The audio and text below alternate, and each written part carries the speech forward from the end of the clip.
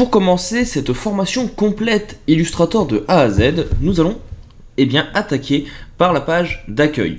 Tout simplement parce que c'est un passage obligé, vous passerez automatiquement par cette page à chaque ouverture du logiciel, et donc il est important de refaire un petit récapitulatif de ce qu'on y trouve. Lors d'une première utilisation, vous aurez cette visualisation, avec ici une première étape, avec quelques petits tutoriels, et la possibilité, vous voyez, de les essayer et de les regarder. Vous pouvez ouvrir les tutoriels dans le navigateur ici, bien sûr. En dessous, vous aurez un menu qui vous permet de choisir des paramètres prédéfinis de nouveaux documents. Par exemple ici A4, et le fait de cliquer dessus va vous ouvrir automatiquement un fichier de la taille. On reviendra également sur cela pour les paramétrages de documents dans une vidéo de ce premier chapitre. Vous avez ici les tailles les plus communes, A4, carte postale, page web en HD 1920-1080. Vous avez la taille d'un iPhone 10, dernier iPhone sorti au jour où je tourne cette vidéo. HDTV, donc également 1920-1080, et personnalisé pour faire votre propre taille de fichier. Vous allez retrouver ici également Comprendre.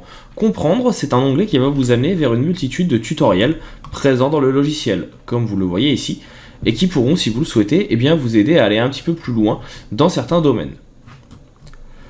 Vous avez ensuite la possibilité de créer un document, on reverra ça dans quelques instants, et ici Ouvrir, qui vous permettra de venir ouvrir votre explorateur Windows si vous êtes sur Windows, ou votre Finder.